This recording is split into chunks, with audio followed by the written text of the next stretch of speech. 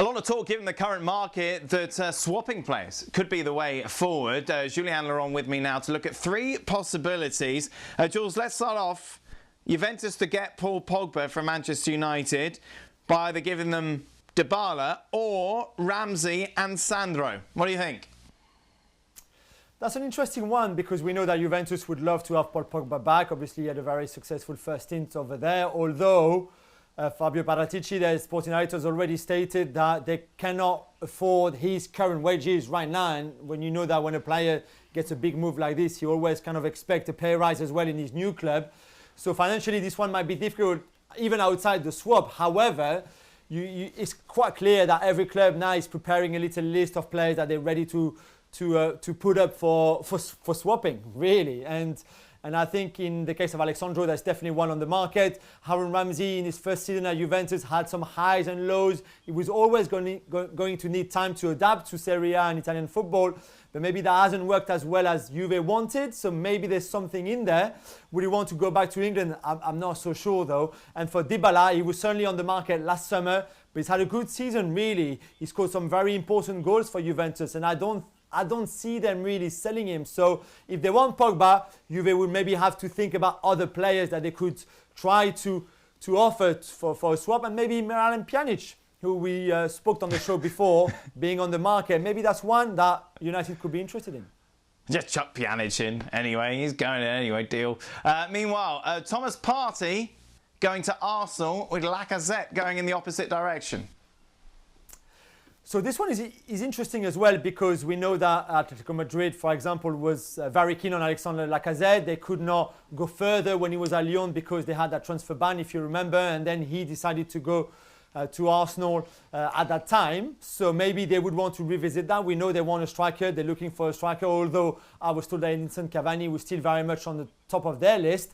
And in the other way around, Thomas Partey is very much on Arsenal's radar, but right now they can't pay his release clause, which is 50 million euros. So they would have to find another way. Would they offer Lacazette?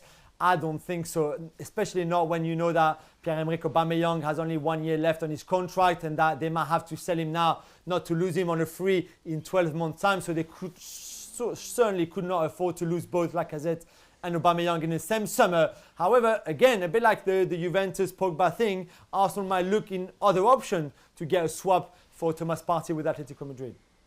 Final one for you, Gab. Cancelo going from Manchester City to Barcelona, Semedo the other way.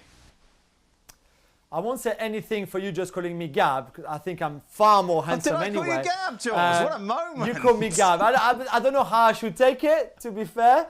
But, badly. You know, I'm going to go along with it because insult. I like you too much to be offended by you calling me Gab. Anyway, so which one's Semedo and João Cancelo? Is that the last one we're doing? I think so, yeah. Gab would have known.